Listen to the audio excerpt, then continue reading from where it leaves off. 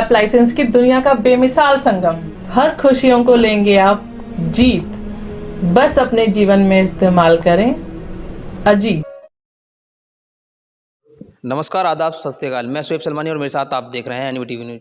हम मुरादनगर की विधानसभा में हैं, जहां हमारे साथ कांग्रेस नेता विनीत त्यागी जी हैं।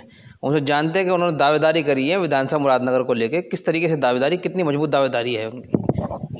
देखिए, दावेदारी, हर दावेदार वैसे अपने आप को सबसे मजबूत बताता है, और मेरी दावेदारी सबसे मजबूत कैसे है ये मैं आपको बता दूं। जहाँ तक बात, सबसे पहला आधार आजकल उत्तर प्रदेश में, पहले तो नहीं था लेकिन भारतीय जनता पार्टी ने कर दिया, जातीय समीकरण।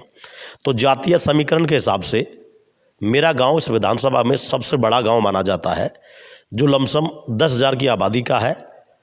और उसके बाद जो जिला पंचायत चुनाव मैंने लड़ा है, जहां से मुझे लगभग 4,000 वोट प्राप्त हुई हैं, वो भी बड़े दिग्गज नेताओं के सामने प्राप्त हुई हैं, जो कि इस बार अगर चुनाव लड़ता हूं तो 8-10 हज़ार के आसपास की रहेंगी 18 गांव से।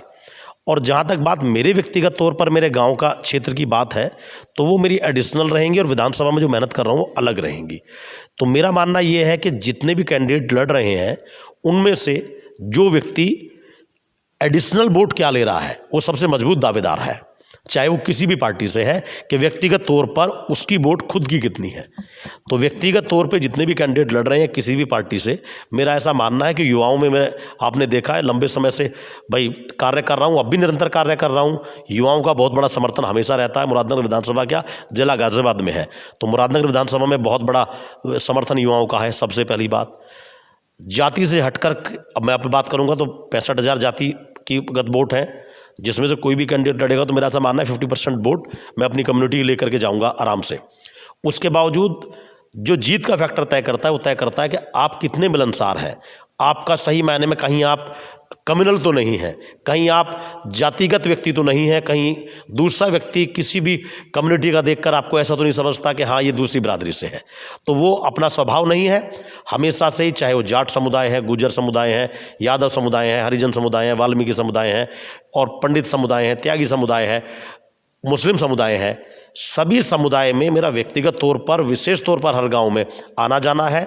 जितने भी हमारे गांव मुरादनगर विधानसभा के अंदर हैं, लगभग कितने गांव मुरादनगर विधानसभा के अंदर? 56 के आसपास हमारे गांव हैं इसमें मुरादनगर विधानसभा में। अब जिला पंचायत चुनाव लड़े हैं तो सभी जो है पूरी विधानसभा घूम ही ली होगी आपने, लगभग तैयारियां पुरानी चल रही हैं। अब किन मुद्दों को लेकर अगर टिकट आपका हो जाता है तो जनता के बीच आप जाएंगे? देखिए, हम सबसे पहली बात तो जो सरकार ने झूठे वायदे किए हैं, कि जैसा कि पाइपलाइन का चौड़ीकरण का मामला था, वो अभी तक कुछ नहीं हुआ है।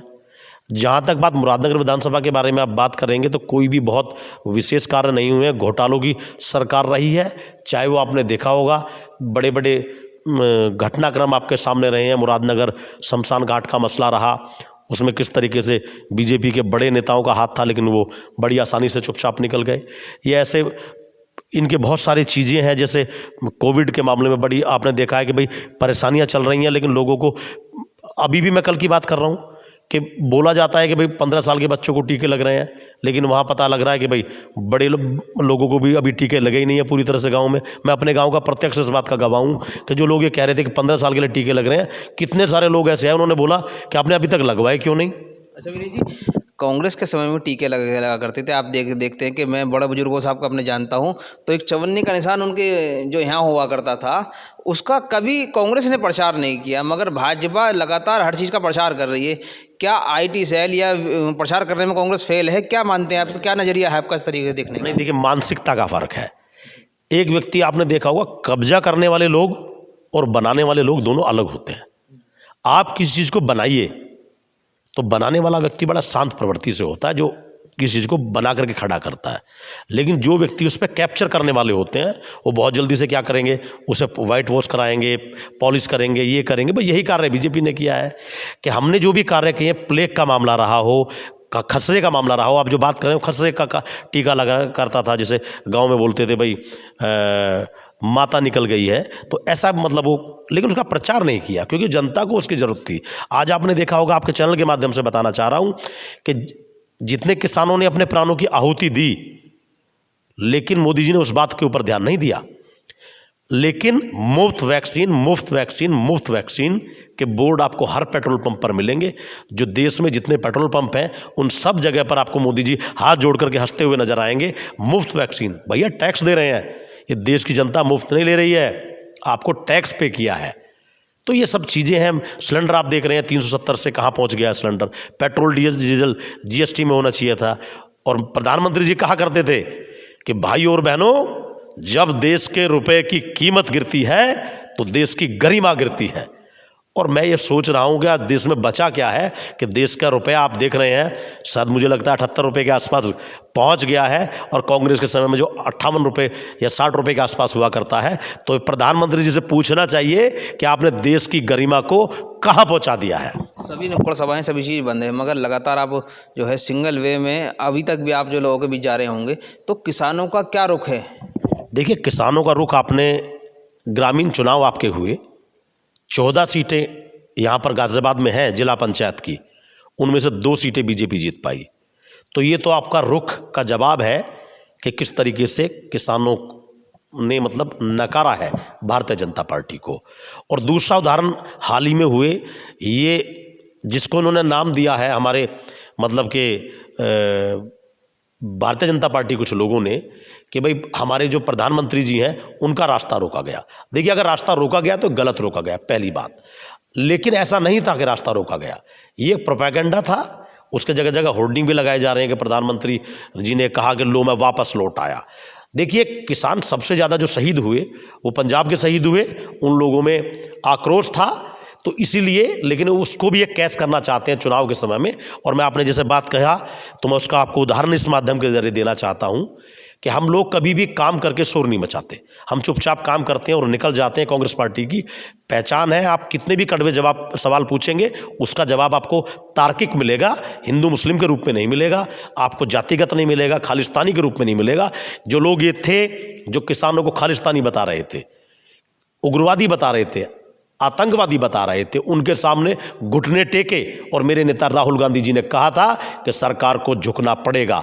तो ये उदाहरण अगर ऐसा नहीं था तो भारतीय जनता पार्टी को सब लोग झूठे हैं और वो गद्दार हैं जो किसानों को खालिस्तानी बता रहे थे, आतंकवादी बता रहे थे। तो मैं उनसे पूछना चाहता हूं या आपके माध्यम से पूछना चाहता हूं कि आप बताइए कि वो लोग कौन थे जो उन्हें उग्रवादी आतंकवादी बता रहे थे, उन्हें क्या कहेंगे।